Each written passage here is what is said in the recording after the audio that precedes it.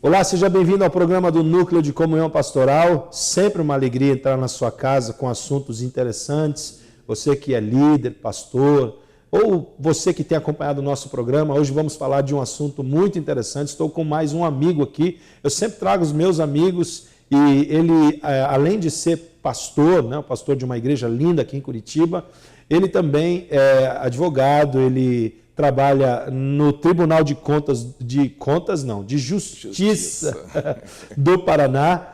E eu já vou apresentar para você quem ele é. Você já ouviu um pouquinho do áudio dele me corrigindo aqui, só um segundinho.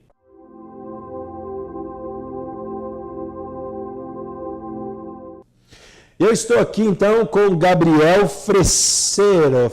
Eu achava que esse seu sobrenome era espanhol, não é não, né? Não, esse é Freseiro. Freseiro, italiano. Tutte buona gente. Grande abraço para os italianos que estão nos assistindo. Gabriel, seja bem-vindo, uma alegria. Obrigado, uma alegria para mim, uma honra, um prazer muito grande estar aqui com você, estar falando com seus ouvintes. Nós sabemos que Deus tem usado muito esse programa para alcançar tantos pastores. E a gente sabe que é importante, né? Como pastor, a gente não pode ficar sozinho. Nós temos que estar unidos. Quando a palavra fala em unidade, eu vejo que esse é o ponto. E, para mim, o nome de Núcleo de Comunhão Pastoral é algo muito forte, é um nome muito apropriado para essa reunião. E eu vejo que Deus tem usado o Núcleo para fazer grandes coisas aqui na nossa cidade, no nosso estado e na nossa nação mesmo. É verdade. Isso é uma alegria, porque aqui em Curitiba, como você falou, e região metropolitana, a gente tem tido reuniões excelentes de edificação e de comunhão. Isso fica uma dica para você aí, pastor, se você não tem um núcleo de pastores ou uma associação de pastores, aí um conselho de pastores na sua cidade, comece você, junte 2, 3, 4 aí, comece em oração, que já já o fogo pega e o negócio fica muito bom. Se você precisar de ajuda, dá um toquezinho para a gente tenta te ajudar aí na sua cidade. Gabriel, bom, a nossa conversa começa hoje muito gostosa. Eu queria primeiro que você contasse um pouquinho da sua história. Quem é o Gabriel Freseiro? Tá bom, vamos lá. Isso é uma história recente, começou há poucos anos atrás. Você é um jovem. Novo ainda. Mas na verdade, eu tenho caminhado e eu sempre, embora eu não tenha nascido num lar cristão, era um lar cristão católico, mas eu sempre tive muito... Lar evangélico, talvez. Não era um lar evangélico, mas sim um lar cristão. E os princípios sempre foram ensinados desde cedo. Meu pai sempre colocou muito forte, e embora ele tenha falecido muito cedo, eu tive pouco tempo de convivência com meu pai. Aos 14 anos, quando eu tinha 14 anos, ele faleceu. Então, mas foram experiências fortes e que, quando se fala assim, relacionamento de Deus como pai, para mim é muito fácil, porque a figura de pai, para mim, ela é muito boa, ficou muito bem marcada na minha infância.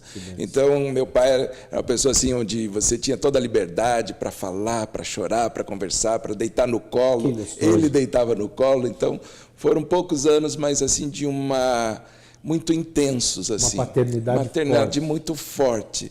E hoje, para mim, é muito fácil como pastor, e quando eu estou vendo e vejo exatamente isso, o Ministério Pastoral como uma extensão dessa paternidade. Os pastores, e eu gosto muito quando falo em pastores, né? Porque o pastor, ele tem que ser essa figura de um pai, ele tem que representar o pai. Assim como Deus é o nosso pai, se o pastor ele não for atender as pessoas como um pai, como aquele que fala, que repreende com amor, que tem carinho.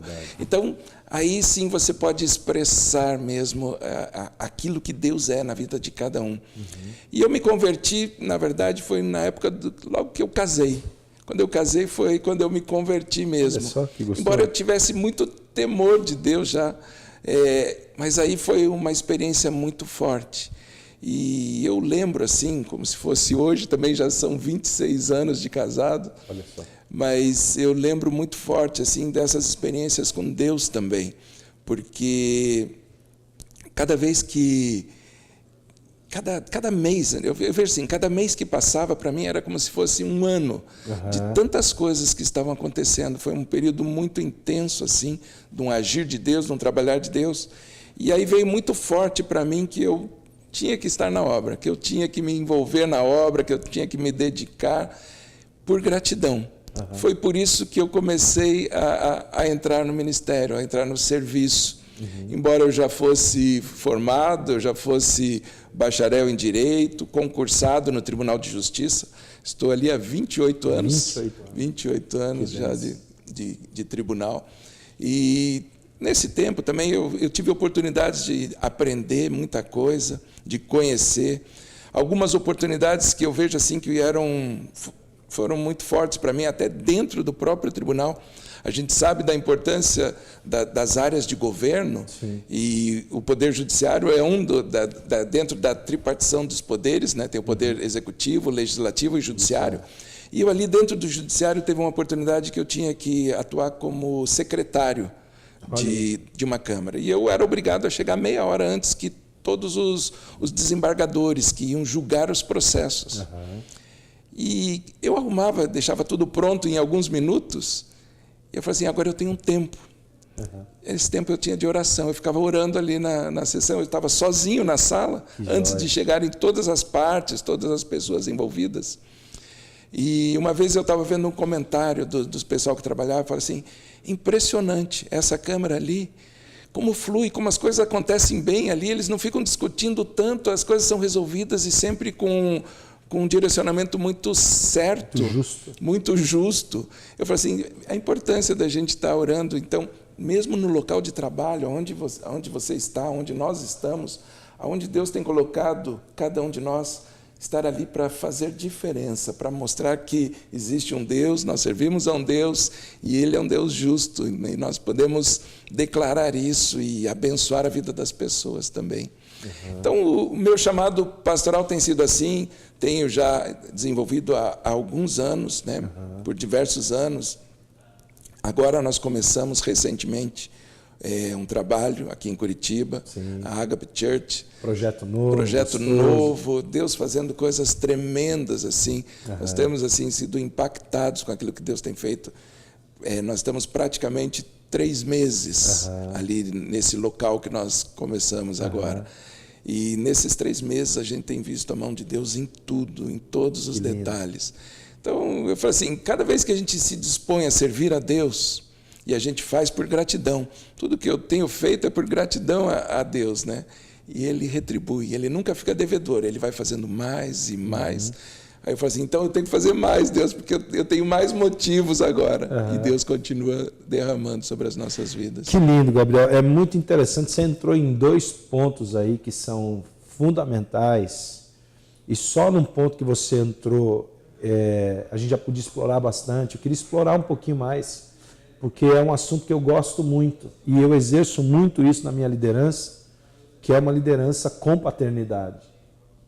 Porque nós vemos hoje, dentro do nosso país, o Brasil, ele é um país com uma quantidade de órfãos muito grande, né? Quantidade de mães solteiras. A gente vê pelo índice do IBGE o percentual de pessoas que cresceram sem pai, de pessoas que não conheceram os pais, ou que não tiveram uma paternidade próxima, tiveram o pai presente, mas tiveram uma paternidade complicada, né? Ou o pai agressivo, ou o pai alcoólatra, ou o pai, né, que não é um bom referencial. Que não é um bom referencial. E a igreja, você tocou nesse ponto, e eu sei que é uma chamada sua, eu queria que você falasse um pouco mais sobre isso, porque isso é uma chamada sua também. A gente tem visto a igreja onde você encontra pais, tem que encontrar pais espirituais. É verdade. Né? E é uma cura para o homem, e não só para o homem, mas tanto para a mulher também, principalmente para o homem, que eu acho que o homem, quando tem uma boa paternidade, como você disse, embora tenha tido pouco tempo com o seu pai, mas teve uma paternidade muito forte, foi um referencial, isso para o homem ou para a mulher traz muita cura, né? É verdade. E eu vejo até assim, quando o Salmo fala, né, quando o salmista está dizendo assim, o Senhor é o meu pastor, né? Essa figura de pastor, ela é muito forte, ele está vendo Deus como pai e como um pastor, justamente. Aquele que tem um cuidado. Nada me faltará. Nada me faltará, não vou ter falta de nada, de coisa alguma. E então, o pastor usa 2 instrumentos. Ele usa a vara e o cajado. E muitas vezes a gente pensa que são instrumentos para corrigir, para bater, para surrar, mas eu vejo o contrário. Quando fala em vara, para mim, a figura é a palavra de Deus. A vara é a palavra. O que você tem nas mãos? Eu tenho a vara, a palavra de Deus. Eu tenho a palavra, e é isso que eu vou usar. O pastor, ele vai usar a palavra. E o cajado, ao contrário do que muitos pensam, que é para dar uma cajadada nas ovelhas. Para quebrar a perna. Para quebrar a perninha. Na verdade, é um instrumento de aproximação. Você usa o cajado para aproximar a ovelha, trazer mais perto de você. Existe uma situação no pastoreio do animal mesmo, né, das ovelhas. Literal. Existe uma figura que eles chamam da ovelha virada. Quando a ovelha ela cai em algum lugar, quando ela cai em alguma armadilha, algum buraco, ela não consegue se desvirar sozinha. Uau. Ela não consegue fazer isso. Ela tem dificuldade para ficar em pé. É esse o instrumento que o pastor usa, é o cajado. E também porque quando a ovelha é pequena, e são as que se espalham mais, as que escapam mais. As imaturas. O cajado é para não deixar o cheiro do pastor, porque senão a mãe também vai recusar e não vai continuar amamentando. Entendi. Então, é instrumento de aproximação ali. E essas figuras, eu vejo assim que quando a Bíblia mostra, é para mostrar que nós, como pastores, temos que assumir essa posição de cuidar, de tratar. Eu sei que muitas vezes algumas ovelhas elas dão trabalho, mas elas estão passando por uma necessidade, por uma dificuldade. Mas quando isso passa, quando essa etapa passa, é tão gratificante ver o crescimento das ovelhas, né? Então, eu vejo que é a mesma coisa de um pai. O pai se alegra quando vê o filho crescendo, fazendo algumas coisas. Ele vai fazendo primeiro com ajuda, depois ele faz sozinho. Então, a figura de pastor eu vejo que é fundamental, por isso que a Bíblia mostra, né, o pastor e o pai, essas duas figuras tão fortes, como uma referência para nós, nós que estamos no ministério. Se nós não olharmos isso, não nos dedicarmos a essa forma de ação, eu creio que daí realmente o nosso serviço, o nosso ministério fica mais difícil de ser exercido. Por isso que o pastor, você tocou na palavra aí muito interessante, que o pastor precisa ser um referencial, né? Porque é muito interessante quando você toca na questão dos instrumentos do pastor. Eu já tinha lido um artigo do pastoreio literal, pastoreio das ovelhas mesmo, e falando justamente sobre isso. E a questão do cajado servia para trazer para perto, para escolher uma ovelha, ou para trazer as ovelhas para tosquear, ou para tirar algum bichinho, né?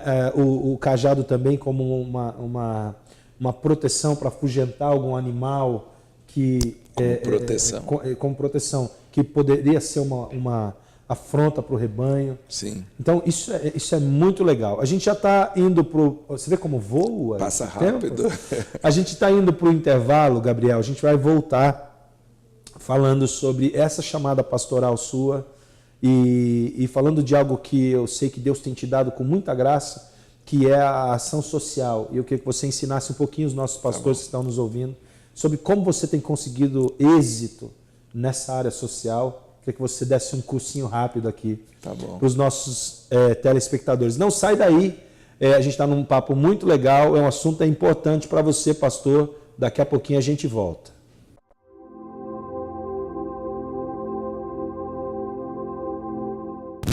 Estamos de volta com o programa do Núcleo de Comunhão Pastoral. Sempre uma alegria entrar na sua casa e sempre com um assunto importante, um assunto que vai abençoar a sua vida, pastores e líderes, né? E antes disso, eu quero convidar você para participar, você que está em Curitiba ou região metropolitana, você que é pastor ou líder, participar dos nossos cafés de comunhão que está aparecendo aí na sua tela, toda última sexta-feira de cada mês. Pastor, nós estamos nos reunindo, um grupo muito gostoso, muito interessante, o Gabriel faz parte, onde nós temos uma palavra de edificação, temos um tempo de comunhão, e eu gostaria de convidá-lo a participar. Os endereços aí, os endereços do nosso site estão aparecendo na sua tela. Entre em contato e nós vamos ter a alegria de poder servi-lo. Também quero mandar um abraço para o pessoal da São Brás, da Faculdade de São Brás, que nos recebe sempre aqui nesse estúdio gostoso e com uma equipe técnica altamente profissional. Se você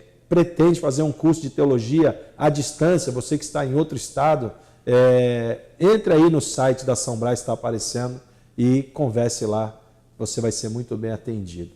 Gabriel, a gente já estava conversando e o tempo ele voa na TV, é muito rápido, mas eu queria que você falasse só um pouquinho de uma experiência que você teve como juiz de paz. Sim. Você foi presidente da Associação dos Juízes de Paz do Estado do Paraná. Como que foi isso, homem? Verdade. Na verdade, a gente começou essa associação para reunir todos os pastores do Estado do Paraná. Eu vejo como uma grande oportunidade para nós, pastores, para estar, principalmente, nesse momento, um momento tão importante ali, levando uma palavra. Eu perdi a conta já de quantos casamentos eu celebrei como juiz de paz. Mas foram muitos. Eu lembro que tinha meses que eu fazia em torno de 100 casamentos no mês, Uau. em um mês só. Então, eram muitos casamentos. Em todos eles, eu sempre pedi autorização para falar sobre a palavra de Deus. Eu falei assim, posso trazer um pensamento? São casamentos mais rápidos. Sim. E eu sempre usava e fazia uma leitura de um texto, comentava algo, e fazia daquele momento ser algo especial. Eu lembro que uma vez até uma senhora, a avó da noiva, quando terminou o casamento, ela veio conversar comigo, eu falei assim, olha, deixa eu dizer uma coisa aqui. Se alguém um dia me dissesse que eu ia chorar num casamento, no cartório, no casamento civil, eu ia dizer, impossível, isso não acontece. Eu falei, mas eu chorei o tempo todo aqui, foi algo muito especial. Eu falei, então são oportunidades que eu vejo assim que Deus coloca nas nossas mãos para que a gente possa servir e atender um grupo de pessoas ali que muitas vezes não tinham nada programado, não tinham planejado nada, estão casando e ia ser só assinatura, eles achavam que iam lá e assinar uma folha de um livro e estaria resolvido. Verdade. Mas são talvez nem oportunidades. teria uma cerimônia, alguma coisa assim. E às vezes até as pessoas deixam para uma outra ocasião, mas naquele momento ali está sendo celebrado um ato, tem algo sendo realizado. Lembro também que uma vez um casal, eles pediram para esperar um pouco, eles falaram assim, dá para esperar, aguentar um pouquinho, que nós estamos esperando alguém. Eu falei assim, claro, sem problema. E passou uma meia hora ali, eles falaram assim, não, pode fazer o casamento, porque a pessoa não vem. Eu falei, tá bom. E eu comecei a fazer, quando eu pedi autorização, eu vi que eles já estavam chorando bastante, os dois, né, o casal. E assim que terminou a cerimônia, eles falaram assim, deixa eu perguntar uma coisa, o senhor é pastor? Eu falei assim, sou sim. Eu falei assim, eu sabia que Deus não ia deixar faltar. A gente estava ligando para o nosso pastor e ele falou que não ia poder comparecer. Puxa. E nós estávamos muito tristes, porque nós queríamos que alguém abençoasse. O senhor pode orar com a gente aqui? Eu falei, claro, né? Uma alegria muito isso. Bom. Então, a oportunidade de participar ali, então, de diversas situações, né? Vários casamentos. Eu vejo que cada um fica uma experiência marcante na vida de cada pessoa ali. Eu sei que eu tenho a minha foto em diversos álbuns de família, tantas fotos que eu já tirei. E é uma oportunidade de pregar a palavra de Deus e abençoar uma família. Né? É verdade. E eu sempre tenho estimulado muito para que os pastores sejam juiz de paz. Aliás, alguns cartórios, inclusive, entram em contato comigo e falam assim, tem alguém para indicar? Você tem alguém para dizer assim, olha, que possa fazer? Porque tem um compromisso, o juiz de paz ele tem que ficar vinculado, ele tem que ceder parte do dia dele. Eu cedia a minha manhã. Todas as manhãs de sábado eu dedicava a isso. Então, o sábado pela manhã eu ficava no cartório, celebrava. Só abençoando. E então, você precisa dedicar. Então, tem que ter um compromisso da parte da pessoa que está fazendo, né? Mas eu já indiquei vários pastores para assumirem diversos Inclusive, cartórios. Tem alguns que estão em atividade. Tem vários. Em diversos cartórios aqui de Curitiba, são pessoas que eu acabei indicando, porque eles não conheciam uma pessoa, eles queriam alguém que soubesse celebrar um casamento. E quem melhor que um pastor, né? Quem melhor que um pastor para celebrar um casamento? E olha só, você pastor aí que está na sua cidade, isso pode ser uma ótima oportunidade de evangelização e de abençoar outras famílias, né? E trazer uma proximidade com as famílias. Até né? para ver a exigência, na verdade, você precisa entrar em contato no cartório de registro civil da sua cidade e ali o titular mesmo vai indicar, é uma indicação. Hoje não existe concurso, não existe nenhuma outra forma de preenchimento, é uma indicação. E a exigência é ensino médio, não é nem o ensino superior. Ensino médio. Ensino médio é o suficiente. Você tem o ensino médio completo, você preenche os requisitos, né? E não pode ser vinculado a nenhum partido político. Justamente. Então você tem que estar... É isso aí. Gabriel, eu queria entrar num outro assunto rapidamente, que eu sei que é a tua praia e eu já vi você atingindo ótimos resultados em relação a isso, que é ação social. Você faz muito bem isso, acho que é uma chamada tua até pelo direito, né? Por você saber muito das leis e tudo. Eu queria que você falasse um pouquinho da ação social que hoje vocês estão montando na Ágape e que você desse algumas dicas para os pastores que querem trabalhar ou que já trabalham nessa área, mas não têm acesso aos benefícios das ajudas que o governo pode fazer em relação a isso no nosso trabalho. Né? Bem importante isso aí. Nós estamos, por exemplo, a nossa igreja está com 3 meses. E em 3 meses, e a gente já deu entrada para fazer a associação da igreja, chama-se Instituto Amor Perfeito. Então, nós já estamos registrando, os projetos já existem, na verdade, a gente está só oficializando agora a associação. É um procedimento legal, você precisa fazer um estatuto, precisa ter a assinatura de um advogado, mas eu vejo que vale a pena, é um braço da igreja que pode se estender e ir além, inclusive, daquilo que a igreja faz, embora a igreja, por si só, já possa fazer tantas atividades. Não existe impedimento nenhum para que a igreja já faça tantas coisas. Mas existem alguns benefícios que a lei concede que, para a associação, é muito mais forte. Então, se você que é pastor tem uma associação ou quiser ter uma associação, eu vejo que vale muito a pena. Primeiro, você tem que ter as capacitações, as qualificações de utilidade pública municipal, estadual, federal, e tudo isso vai qualificando a associação para receber algumas verbas. Existem verbas destinadas... Ou doações. Doações, né? E tantas coisas. A própria Receita, né? ela tem apreensões e ela doa para essas instituições que estão legalizadas. Que estão legalizadas. Se não estiver legalizada, não tem como. Para uma igreja, também não tem como, porque entende-se que o Estado é laico, né? E a igreja não pode... Ele não pode atender uma denominação e não outras. Então, criaria muito problema. E as associações, por outro lado, elas têm diversos benefícios, diversas vantagens. Então, é você pegar uma equipe que está na sua igreja, que tenha chamado para isso, porque precisa ter o chamado, né? Precisa ter... E a maioria das igrejas, elas já fazem esse trabalho de forma voluntária, sem saber que existe tudo isso. É verdade, já estão fazendo. Então, é importante legalizar. Eu lembro que, quando a gente deu início em alguns projetos, foram razões que a gente estava enfrentando, que, na verdade, era uma escola estadual com mais de 2.000 alunos, e essa escola, eles tinham a seguinte situação, você estava falando sobre a questão de paternidade, assim, a maioria das crianças, né, adolescentes, 12, 13 anos, eles, assim, têm dificuldade, estão ali tendo relacionamento sexual, não tem figura de pai, às vezes nem de mãe.